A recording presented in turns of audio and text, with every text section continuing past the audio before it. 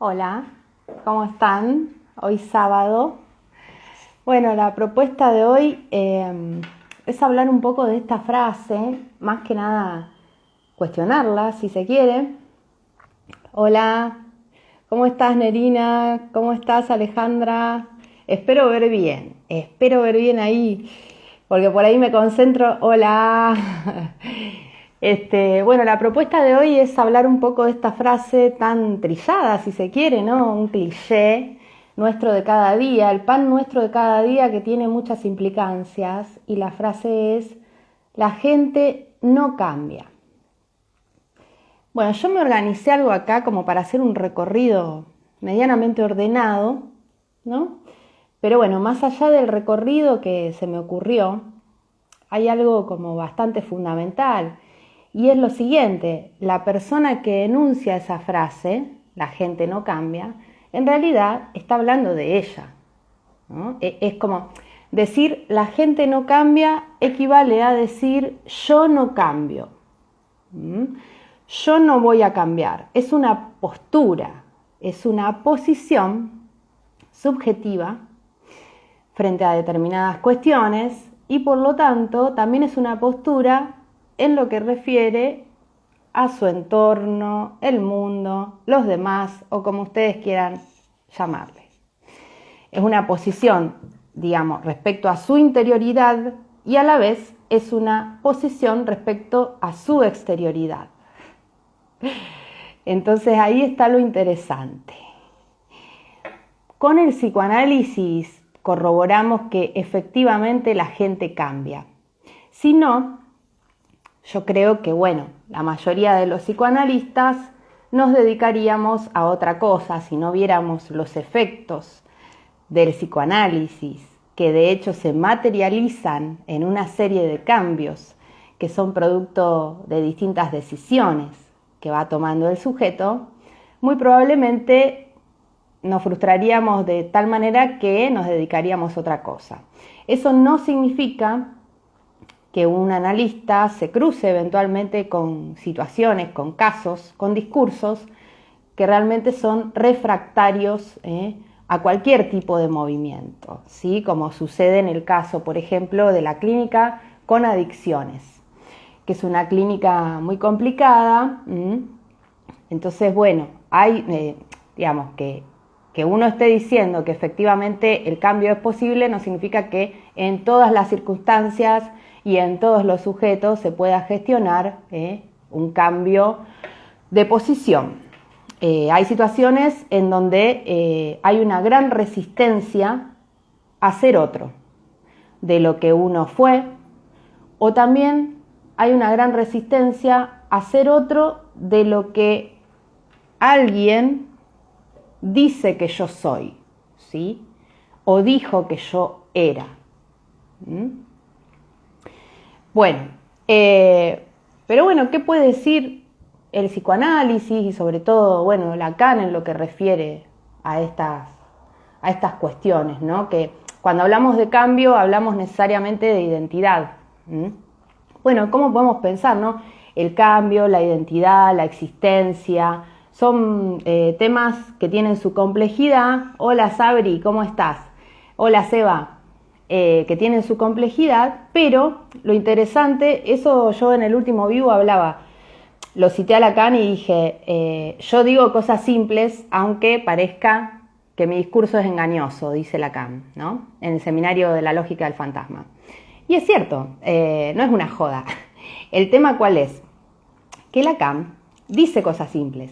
El tema es que la estructura del sujeto es compleja. La estructura del sujeto es paradójica, es compleja y está habitada por contradicciones. Entonces, en todo caso, lo complejo, lo dificultoso, es la articulación que se da entre los elementos, no los elementos en sí. Los elementos son simples.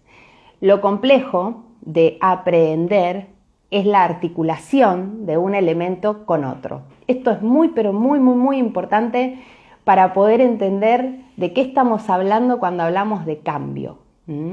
Muy lejos de cualquier idea conformista y simplista que diga, si yo quiero cambiar, cambio y ya está, y cambio de vida, tun, así por arte de magia de un día para el otro. Muy lejos de eso. Según el psicoanálisis, se puede pensar la estructura como una serie de elementos interdependientes y articulados entre sí. Entonces, podemos pensar que la estructura está conformada por 3 registros anudados unos con otros. Entonces, si yo toco un elemento, ese toque resuena y repercute en toda la estructura. Y de eso se trata el cambio. Muchas veces se piensa que un cambio consiste en hacer un gran movimiento, un enorme movimiento, ¿no? Y en realidad no es tan así, porque a veces modificando una sola cosa a nivel de la estructura, se termina modificando toda la estructura. En términos generales, el cambio va a tener que ver con las concepciones con las que cuenta el sujeto. Las concepciones, digo, en general. No solo la concepción que tiene respecto de sí mismo, sino cómo concibe su propia historia, cómo concibe su herencia familiar, y de eso quería hablarles hoy, porque hay todo un tema ahí, ¿no? Como decir, bueno, yo crecí en esta familia, me educaron de tal manera y de ahí no me corro, de ahí no me puedo correr. Entonces, hay varios elementos que van a intervenir en esta cuestión de la resistencia a ser otro, o no, por supuesto. Pero también hay un papel enigmático de que quizá no podamos explicar nunca y que tiene que ver con la capacidad, con los recursos propios, con lo que puede contar cada quien. Tienen que ver con una capacidad, que como les decía no podemos explicar, de correrse de lugares verdaderamente displacenteros, a pesar de haber tenido quizás una historia muy difícil, a pesar de haber transitado por situaciones sumamente dolorosas y sumamente complejas, vemos que el sujeto efectivamente sí se puede correr. Eso nos demuestra que las herencias familiares, las influencias ambientales, si ustedes quieren, sociales, socioculturales, las situaciones que nos toca vivir, o incluso las situaciones en donde nos disponemos a vivir, situaciones relacionadas con el sufrimiento, sí nos influyen, pero no nos determinan.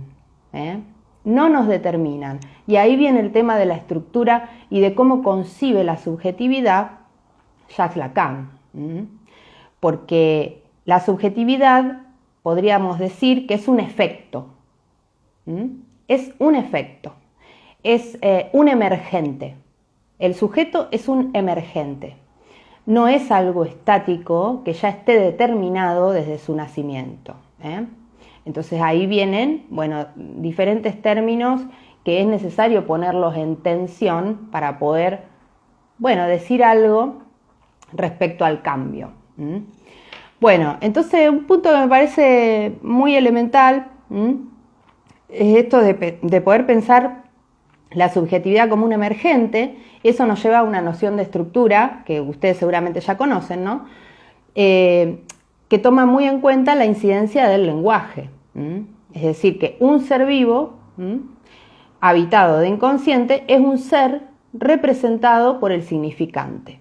Y ahí hay todo un tema, porque es una representación, una mera representación por la vía del significante. Entonces no es una definición, yo soy tal cosa, sino que es una mera representación por la vía del significante.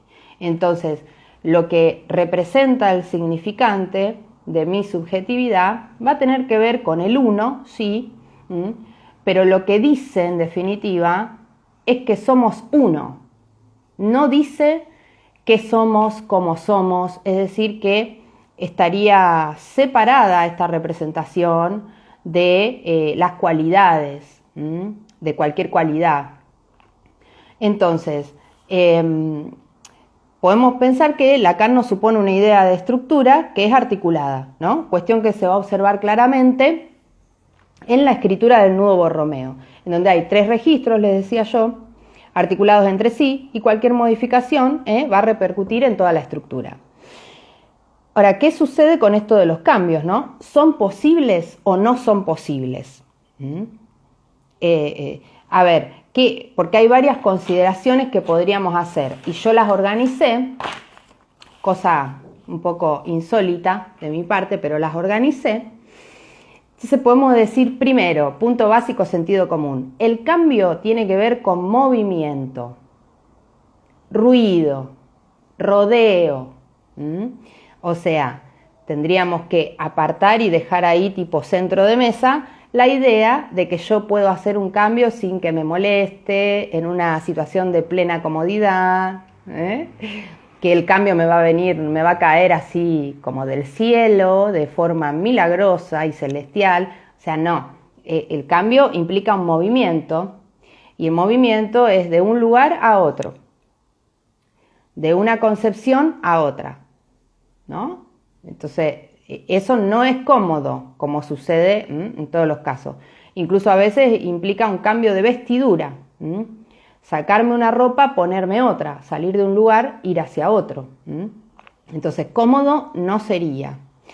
Entonces, lo que no cambia es lo que está muerto. O sea, si está detenido, si está encriptado, es porque o está muerto o está haciéndose el muerto. O sea, si queremos inercia y si buscamos quietud y buscamos ser igual a nosotros mismos y buscamos más de lo mismo, nos encontramos con la inercia que es más característica de las cosas muertas, de las cosas inertes. Las cosas vivas son móviles, ¿sí? Por otro lado, la subjetividad puede pensarse como una dialéctica, entonces, entre el uno, de Parménides, y el cambio, el devenir, de Heráclito. Entonces, es una dialéctica, porque si yo me pongo en el extremo del uno, permanezco igual a mí mismo, en una repetición ciega, y ahí voy a sufrir. Y si me mantengo del lado del devenir permanente, voy a encontrarme con una inestabilidad que también me va a hacer sufrir. Entonces, la dialéctica sería entre el uno de la permanencia, de la estabilidad, un poquito de lo mismo, y el devenir, ¿no? Porque también en nuestra época se observa mucho eso, ¿no? Como un ideal de fluir y devenir permanente, ir cambiando, una metonimia sin fin. Y el problema de eso es que genera una deriva, genera una incertidumbre demasiado grande que, bueno, implica sufrimiento del mismo modo que la rutina, podemos decir. Entonces, como que el punto medio, en este caso, sería lo más atinado, porque cuando surge un cambio, después las cosas se vuelven a establecer. Es decir, se pasa de un lugar, quizá que uno estuvo anclado durante años, y luego se pasa a otro lugar y toma su asentamiento también ese nuevo lugar, ¿no? O esa nueva posición. Por otro lado, la estructura es algo que se sostiene y se articula en un discurso. Entonces, la subjetividad se organiza en torno a una ficción. Eso también es un elemento importante para tener en cuenta cuando hablamos de cambio o de posibilidad de cambio. Lacan habla del mundo como lo que está fuera, y de la escena en donde yo estoy viviendo, donde yo habito. Entonces vivimos en una escena, vivimos en una ficción, ¿sí? Y muchas veces pensamos que es así, la situación es así, cuando en realidad es nuestra ficción, no quiere decir que sea así. Entonces muchas veces el cambio, hablo en general, tiene que ver con poder contemplar la propia ficción en la que uno está viviendo, ¿sí? A la ficción le podemos llamar fantasma, le podemos llamar realidad psíquica. La cuestión es que está compuesta por toda una serie de argumentos, axiomas, conclusiones, hipótesis, creencias. Es decir, que si yo creo que tengo mala suerte y yo ando diciendo por ahí, me levanto, salgo y digo, tengo mala suerte, ¿no ves que tengo mala suerte? Tengo mala suerte. Lo voy a corroborar día tras día, porque es mi precepto es mi creencia y es mi convicción y es mi ficción. Y en definitiva es mi verdad. Entonces el cambio consiste en cuestionar aquello que uno mismo está considerando como verdadero, porque es la propia ficción.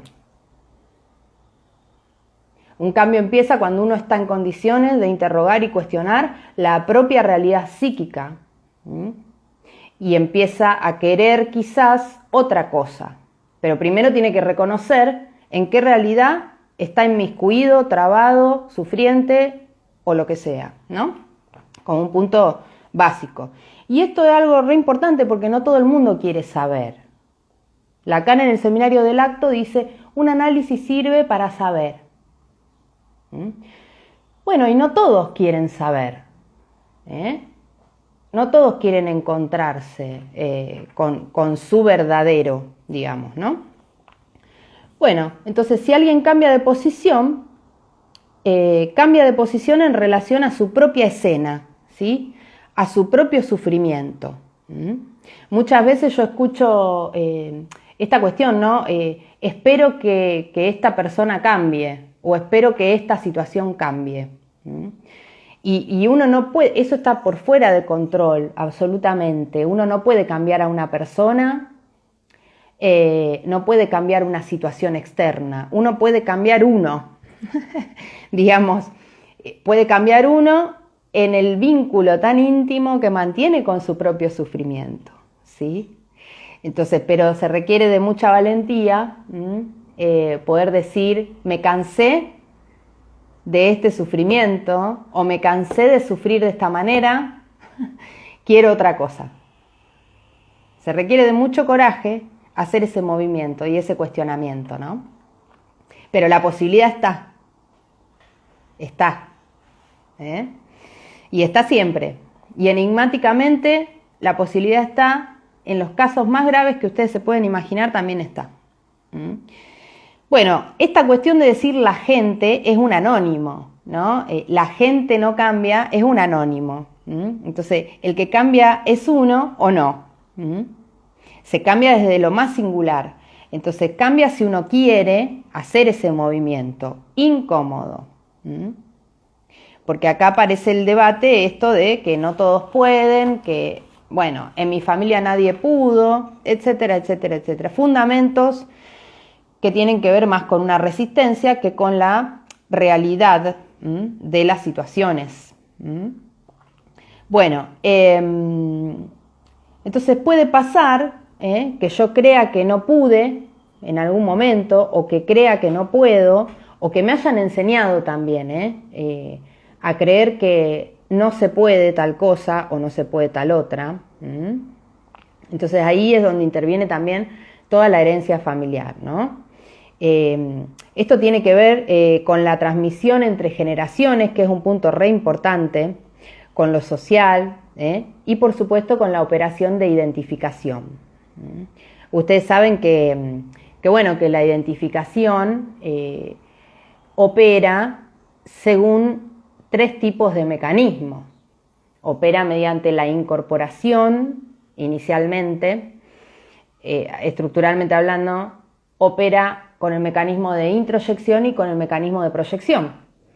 Ahora bien, la incorporación es un mecanismo intrusivo. Intrusivo. Entonces, uno ahí no tiene voz ni voto. Entonces, la identificación primaria, uno no tiene voz ni voto porque funciona por incorporación, y uno está en una situación pasiva. En la identificación secundaria, según la introyección y la proyección, el sujeto del inconsciente es un agente de la identificación, o sea que ocupa un papel totalmente activo. Y con eso trabajamos en un análisis, porque son elecciones inconscientes de diferentes rasgos del objeto perdido, en el caso de la identificación secundaria. Entonces, fíjense que la identidad está estrictamente vinculada a la pérdida de objeto. Bueno, justamente por este punto de que la incorporación es intrusiva, René Caes trabaja la cuestión de la transmisión entre generaciones, y él dice que la transmisión de la herencia es siempre violenta. A mí eso me pareció muy interesante, ¿no? Que es siempre violento lo que heredamos de nuestra familia. Y como les decía, no tenemos ni voz ni voto ahí. Tenemos una situación pasiva de que, bueno, uno no elige en ese punto, ¿no? No elige lo que le pasó a nuestros ancestros, no elige las decisiones que han tomado nuestros padres, nuestros abuelos, nuestros bisabuelos. Y digamos que estamos inmersos en una cadena afiliatoria y sentimos esos efectos y recibimos toda una serie de marcas simbólicas, inconscientes, contenidos, información que nos viene de otra parte y de manera violenta, como dice René Caes, que realmente les recomiendo ese libro. Paren que ya les digo cómo se llama, porque no me acuerdo el título. Transmisión de la vida psíquica entre generaciones, se llama el libro. Bueno, está buenísimo, la verdad, todo lo que habla. Y lo que dice René Caes es que, a pesar de que la herencia siempre es violenta, siempre, hay un momento en donde se hace necesaria la negociación, dice él. La negociación y luego las transformaciones que cada quien pueda gestionar en referencia a esa herencia. Me pareció re interesante porque hay ocasiones en donde no se puede negociar y se repiten ciegamente toda una serie de contenidos familiares, incluso modos de sufrir, se replican prácticamente sin diferencia, de una generación a otra. Es como si se arrastrara allí un modo de sufrir, y es muy interesante lo que trabaja el autor, también inspirándose en Abraham y Torok, de estas situaciones en donde hay secretos familiares, silenciamientos, cuestiones ocultas de importancia, que generan una falla en la transmisión simbólica de una generación a la otra. Entonces, bueno, también trabaja la categoría del portavoz, el sujeto portavoz, del malestar familiar, que encarna en el cuerpo el secreto familiar no dicho. Bueno, toda una serie de cosas muy, muy interesantes.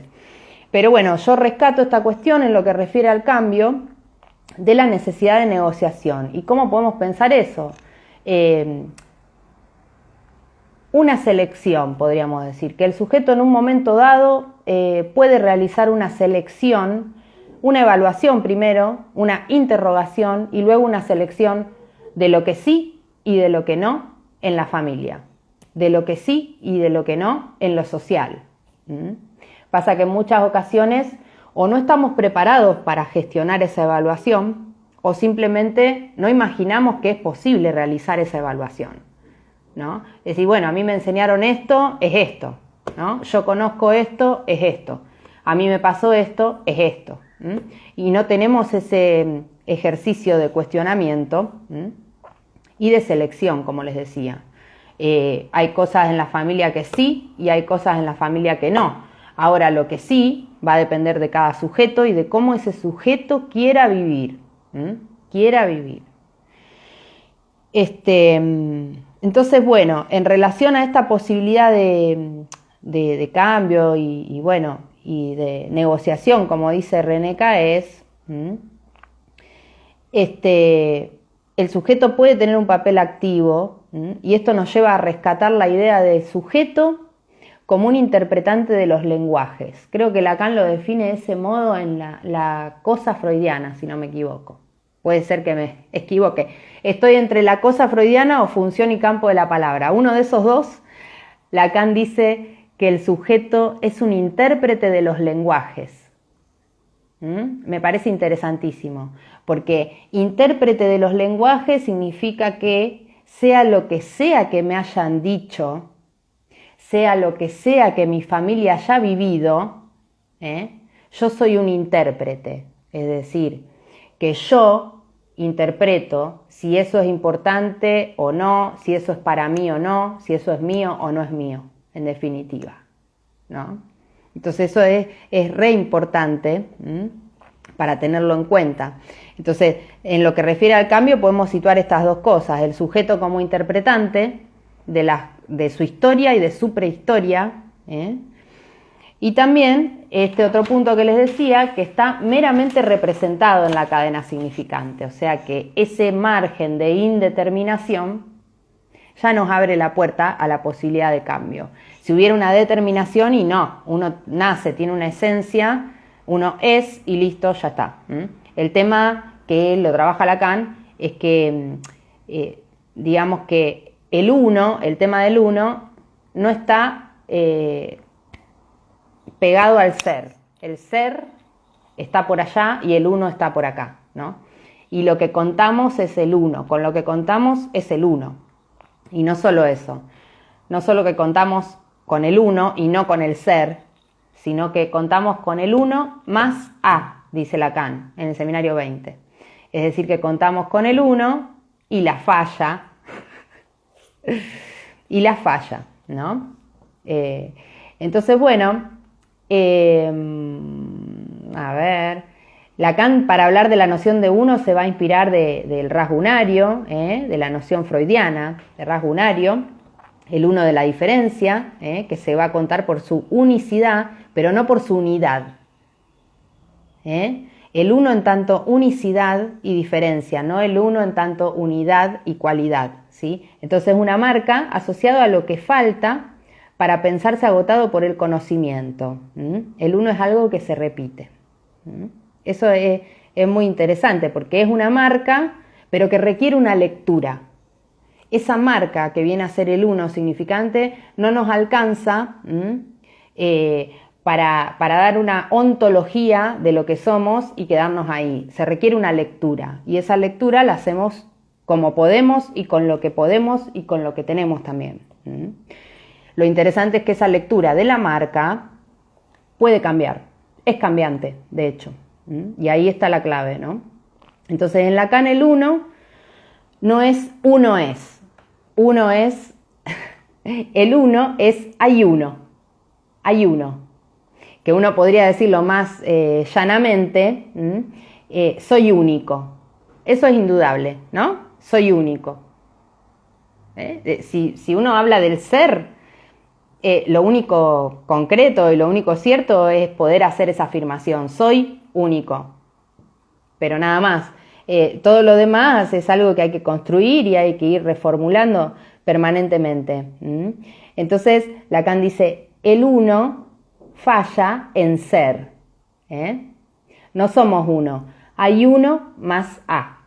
Y cuando decimos hay uno más A, el objeto A, lo que estamos diciendo es que el ser va a ser algo que se esboza, que viene a ser un efecto colateral, evanescente, absolutamente, que se esboza cuando nos encontramos con la falta inherente en nuestra existencia, con esa falta de garantías y con esa falta de solidez en lo que refiere a nuestra propia existencia. Entonces, es esa relación entre el uno del significante y el objeto A, es decir, la forma en que gozamos, lo que da por esbozo un ser, podemos decir, una existencia. Por eso Lacan juega con los términos muchas veces y dice que no hay ser, sino que hay desser o falta en ser. Pero bueno, eso implica que podemos cambiar precisamente. Si hubiera ser y si no hubiera falta en ser, entonces no habría cambio posible y realmente sería correcto decir yo soy así, yo no cambio. La gente es así, la gente no cambia, ¿sí? Pero bueno, como somos falta en ser, o estamos habitados por una falta en ser, podemos afirmar que el cambio sí es posible, pero hay que quererlo. Entonces, el no cambio tiene que ver con una pretensión de existencia sin falla. Sin ningún tipo de falla, sin ningún tipo de agujero. Es decir, yo soy eso y me permanezco así de esa manera, igualito a mí mismo. Es una pretensión bastante ideal, ¿no? Entonces, uno cambia si reconoce que algo falló y no quiere permanecer en esa repetición. O sea, ¿no? Uno va a cambiar si está en condiciones de reconocer una falla y también si está en condiciones de no querer seguir repitiendo esa falla. ¿Mm? Pero primero hay que reconocer la falla, cosa que no es sencilla porque va a implicar una pérdida, ¿no? Siempre va a implicar una pérdida. Y cuando digo anotar una pérdida, reconocer la falla, punto 1. Punto 2, anotar una pérdida, no estoy diciendo sufrir, no estoy diciendo rumiar, lamentarse, analizar lo que se perdió, llorar lo perdido eternamente. Anotar la pérdida es simplemente dirigirse hacia otra cosa. O sea, no es generar otro síntoma, es simplemente dirigirse hacia otra cosa que no tenemos garantía cómo va a ser. Esto creo que ya lo dije. Lacan lo formula de manera muy nítida esta cuestión cuando habla del análisis. Y dice, en un análisis podemos ver, no lo dice así textual, pero lo dice de esa manera, en un análisis podemos ver el poder que tenía el sujeto de retener o de inventar. Retener o inventar. Como que esas dos opciones. Y cada vez que decimos yo soy así, la gente no cambia, o sea, yo no cambio, es retener. Entonces, hay que ver qué es lo que ahí uno está reteniendo, ¿sí? Reteniendo.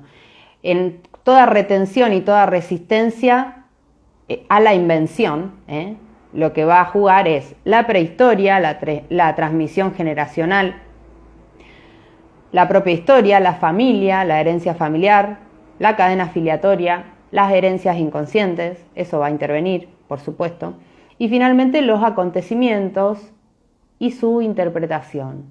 ¿Qué interpretaciones hizo cada quien de los distintos hechos que le tocó vivir?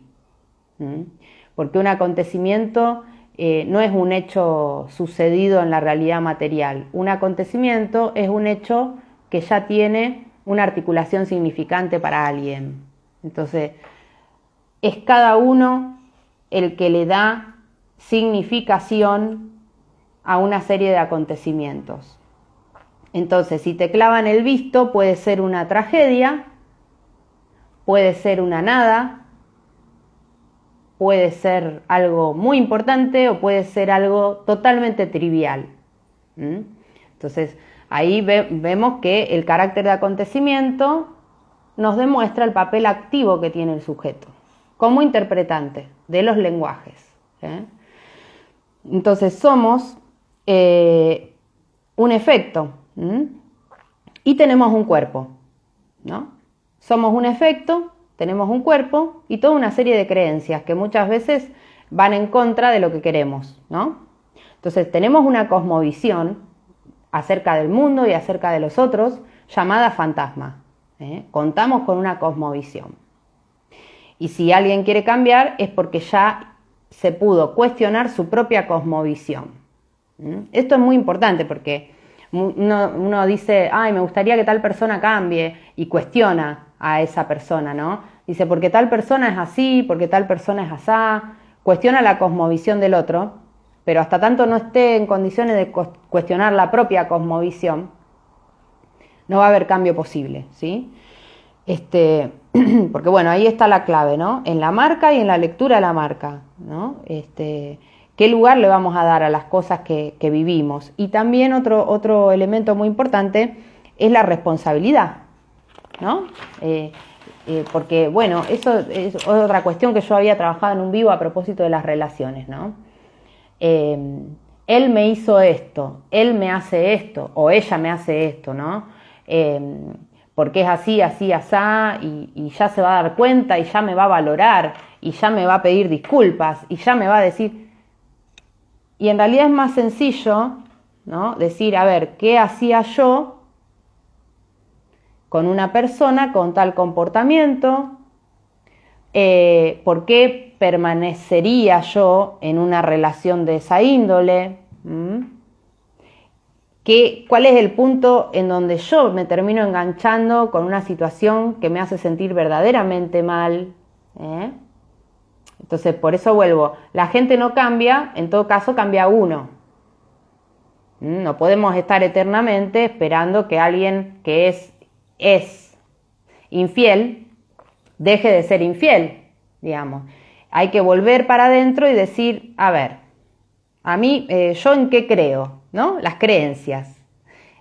A mí me gusta esto, estoy de acuerdo con la infidelidad, no estoy de acuerdo, me gusta, no me gusta, me copa, no me copa. Ok, no me copa. Bien, punto 1. Quizás antes me gustaba, ahora ya no. Bueno, no sé. Entonces, ahí es uno el que es llamado a tomar sus propias decisiones. No es el otro, no es llamado el otro al cambio, sino que es uno llamado al cambio, ¿sí? Y el malestar es ahí el aviso y es la señal de alerta. La angustia es la señal de que ahí hay que interrogar algo y hay que cuestionar algo, sobre todo el lugar que estamos ocupando en relación a ciertas situaciones, ¿no? Y quizá hay que salirse de esa situación, ¿verdad? Bueno, cuestionar eso, ¿no? Yo soy así, o el otro es así. Entonces, para cerrar, el cambio entonces va a tener que ver con irse de lugares, irse de lugares, va a tener que ver con poner en cuestión algunas frases injuriantes. Las frases injuriantes pueden venir del otro inicialmente y después se las puede repetir uno mismo, a uno mismo. Las frases injuriantes. Hay que cuestionar las frases injuriantes. De que cuando era chica alguien me dijo que yo era una, no sé qué palabra usar. Cuando yo era chica, alguien importante para mí me decía que yo no servía para nada. Vos no servís para nada. Ok. Entonces yo después crezco y me lo sigo repitiendo y me lo sigo demostrando día a día, ¿no? Yo no sirvo para nada, yo no sirvo para nada, yo no sirvo para nada. Y me pongo inconscientemente en situaciones de modo tal que se corrobore que yo no sirvo para nada. Bueno, eso es una frase injuriante. Entonces, el cambio va a tener que ver con poder tener ese coraje y esa valentía de cuestionar esas frases injuriantes. Ponerle un signo de pregunta, de acá y acá. ¿Es verdad que yo no sirvo para nada? Ya poniéndole un signo de interrogación, ya nos cambia toda la situación. Toda la situación. Incluso cosas peores que esa. Soy una mierda. Bueno, le ponemos el signo de pregunta y ya cambia todo. ¿Quién lo dice? Ese poder cuestionador es el poder de inventar del que habla Lacan. Retener o inventar. Simplísimo. ¿Retenemos esas frases injuriantes o inventamos? Me parece espectacular como lo dice Lacan. Con qué claridad, ¿no? Bueno, después, tener la capacidad de ver más allá de lo sucedido. Tener la capacidad de ver más allá de la costumbre. Porque somos viciosos de la costumbre. Somos seres que nos quejamos, pero somos como dependientes totales de la costumbre. Y si estoy acostumbrado a que me vaya mal en tal cosa, es como que me cuesta un montón y horrores pensar siquiera, imaginarme que me va a ir bien. Entonces, un puntapié para el cambio esencial es poder ver con la imaginación. Ver con la imaginación más allá de la costumbre, eso a lo que yo estoy acostumbrado, ¿no? Cómodamente, pero tristemente, y muchas veces mediocremente acostumbrado, ahí como hundido en un sillón, decía Cortázar, ¿no? Como hundido, engullido, chupado por el sillón, esa es la costumbre. Entonces esa capacidad, aunque yo permanezca todavía ahí sentada, aplastada en el sillón, la capacidad de imaginarme en otro lugar ya es un paso enorme y una puerta abierta. Y por último, enfocarse en lo que uno quiere más que en lo que quisieron de uno. Ojo con eso. Lo que quisieron de uno es una cosa y lo que uno quiere es otra.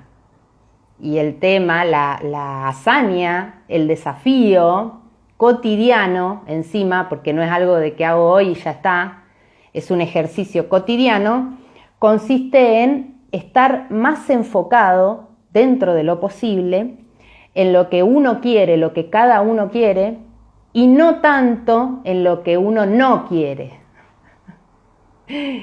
Lo más común y lo más natural y fácil, que es estar concentrado en lo que uno no quiere.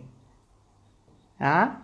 No quiero esto, no quiero aquello, no quiero que me pase, porque cuando era chica, porque antes me pasó, y no quiero que se repita, y no quiero... Entonces ahí nos dilatamos enormemente, perdemos energía a roletes. Somos como un salvavidas pinchado que se desinfla, ¿no? Desgastándonos en prevenir lo que no quiero, protegerme de lo que no quiero, en vez de estar concentrada o concentrado en lo que sí quiero. Basta con enfocarse un poco más en lo que uno quiere para que ya toda la cosmovisión se conmueva y cambie y tome otro matiz. Y ahí o de repente empiezan a surgir ideas, se nos empiezan a ocurrir cosas, o de repente, digo, ¿no? Es por un cambio de enfoque, en realidad.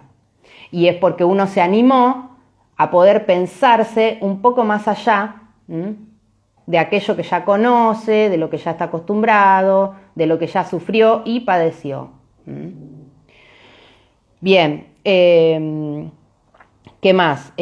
Bueno, como les decía, y esto no lo veo como algo negativo, muy por el contrario, como les decía, cambiar implica pérdidas, implica anotar ciertas pérdidas, como en el caso que les daba de la infidelidad. A lo mejor yo estaba con una persona que es infiel, por ejemplo, y yo por más que ame a esa persona, si dentro de mis valores existe una relación exclusiva y no me interesa tener una relación, no sé, no exclusiva, quizás tengo que renunciar a esa persona que amo, porque esa persona sí quiere estar con varias personas y no quiere una relación exclusiva, conmigo por lo menos, ¿no? Entonces, implica pérdidas, pero ¿qué hay después de la pérdida? Ahí está la papa. Ahí está, porque uno le tiene mucho miedo a la pérdida. No quiero perder, no quiero perderte, no quiero perder. Entonces está bien, me conformo con 3 miguitas, no te hagas problema, está bien, yo quiero el pan entero, pero está bien, me das 3 miguitas, me quedo con eso, dale, 3 miguitas, ¿no? Con tal de no perderte, ¿qué harías sin vos? ¿Qué harías si te pierdo? ¿No? Entonces, lo que cuesta es realmente familiarizarse con esta idea, ¿no? De que no hay ganancia sin pérdida, es decir, que luego de la pérdida, más allá de la pérdida tan temida, más allá de la pérdida, está el deseo. Y eso es lo que no se sabe, ¿no? Es decir, ay, pero qué incertidumbre, si pierdo esto, ¿qué pasa? ¿Me quedo sin nada? No, está el deseo. Más allá de la pérdida está el deseo, lo cual es fundamental. Entonces el cambio tiene que ver con el deseo, en definitiva. Bueno, yo a lo largo de este vivo no dejé de pensar en mi abuelo que es para mí un ejemplo de cambio, teniendo desde el inicio de su vida una situación sumamente desfavorable, lo vieran desde donde lo vieran, y el tipo tenía el deseo.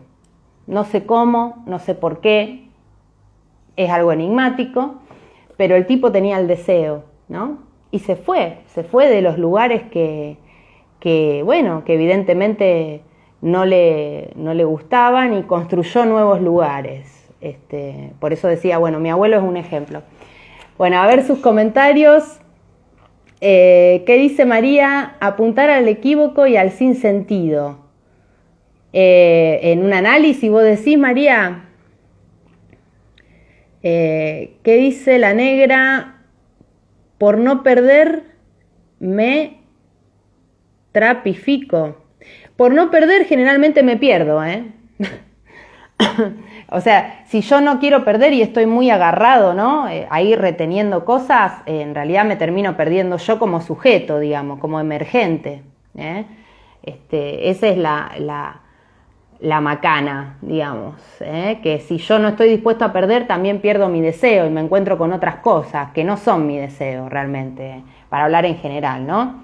Si yo no estoy dispuesto a perder y a pagar distintos precios, porque como les decían, los cambios ninguno es cómodo.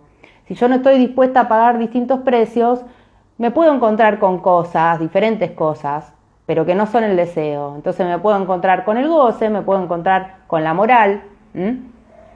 Entonces puede ser que yo crea que estoy haciendo lo correcto, sí, y bueno, y todo el mundo me aplaude, pero si ahí no está mi deseo, para mí no representaría ningún tipo de ganancia. Hola Flor, ¿cómo estás? ¿Qué opinás? ¿Se puede cambiar? ¿La gente cambia? Yo lo he visto, pero cambia si quiere, con esa aclaración, uno no se tiene que... A ver, acá dice Raquel, ¿cómo estás Raquel? Poder cuestionador, retener o inventar. Sí, y es simplísimo, ¿o no? Y lo dice Lacan, no lo digo yo a eso, lo dice Lacan, y dedica el seminario 23 completo al poder de inventar. Al poder de inventar. Y cada vez que hable de las neurosis obsesivas nos ejemplifica esta situación del poder de retener. Vieron que Lacan dice que el neurótico obsesivo hace de cuenta que estuviera muerto, juega a que está muerto el neurótico obsesivo, porque retiene, no pierde. No pierde, no apuesta, no se la juega, digamos, ¿no? En otro seminario dice no se la juega, Lacan. Pero sí, es algo bastante simple en realidad, simple de entender, ¿no? De charlar con ustedes, no de gestionar. Ningún cambio creo que sea simple, porque bueno, implica... Acá toqué algo y no sé qué es lo que toqué. Ahí está.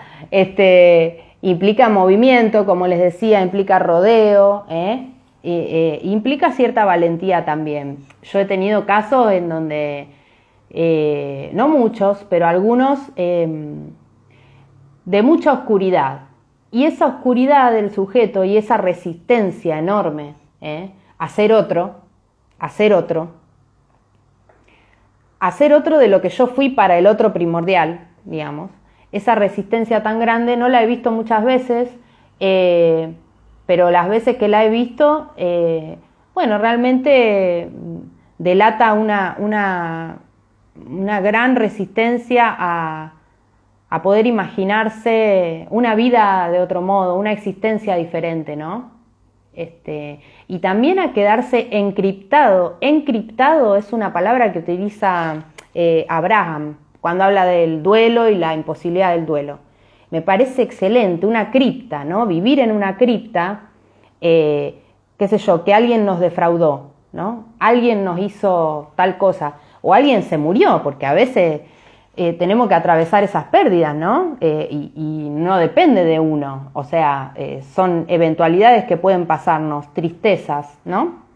Bueno, y entonces a veces el sujeto queda encriptado, queda ahí como pegado al muerto, ¿no? Queda como, hablo de una persona o hablo de una situación, puede ser una relación, puede ser algo que falló. Por eso yo les decía que el cambio tiene primero que ver con reconocer la falla, y después imaginarse uno no repitiendo indefinidamente aquello que ya falló, porque lo que falló no lo podemos cambiar, ¿sí? Pero sí podemos cambiar desde nuestro lugar, bueno, qué posición vamos a tomar en relación a eso, a lo que falla, ¿no? Pero bueno, no sé si ustedes conocen o han transitado momentos de cambio y lo han vivido en carne propia, al cambio. Pero bueno, me parece que es un tema re interesante y bueno, y tal como lo pueden experimentar los que hacen análisis o no, bueno, uno va a análisis no solo para saber y porque hay cosas que le interrogan, sino en definitiva para hacer algunos cambios, ¿no? Hacer algunos cambios. Y muchas veces sucede que bueno, que están ya las cosas puestas sobre la mesa, se disponen las posibilidades, y el sujeto retrocede también, retrocede. Porque bueno, vuelvo a decir, ¿no? que cuando uno hace un cambio, primero que tiene sus razones para querer hacerlo. Solamente por quererlo ya ese cambio está ahí, no se puede negar, es innegable. Ya, solamente por querer un cambio ya tenemos ahí una verdad del sujeto en juego, ¿no? Pero claro, cuando el sujeto está un poco más acercándose y ve cuánto cuesta, y encima sin tener la garantía fehaciente de que eso va a salir ok, entonces muchas veces retrocede. Pero vuelvo a decirles que más allá de la pérdida está el deseo. Eso me parece que es una frase que sintetiza esta cuestión del cambio. Y aquel que no cambia, en definitiva está bastante... Aquel que no cambia cuando quiere cambiar, en definitiva está bastante desvinculado de su propio deseo, ¿no? Eso se puede chequear en la vida cotidiana de la persona, porque el no cambio va a tener que ver con un estancamiento, ¿sí? El no cambio. Y ese estancamiento, ese mismo estancamiento, se puede observar en varias áreas de la vida. Por eso les decía que uno cambia de posición, más que nada, ¿no? Uno cambia de posición. A veces alguien viene y me dice, quiero cambiar mi cuerpo, quiero, no sé, adelgazar, por ejemplo. O quiero cambiar mi personalidad, o qué sé yo, cuestiones puntuales, ¿no? Quiero cambiar tal cosa.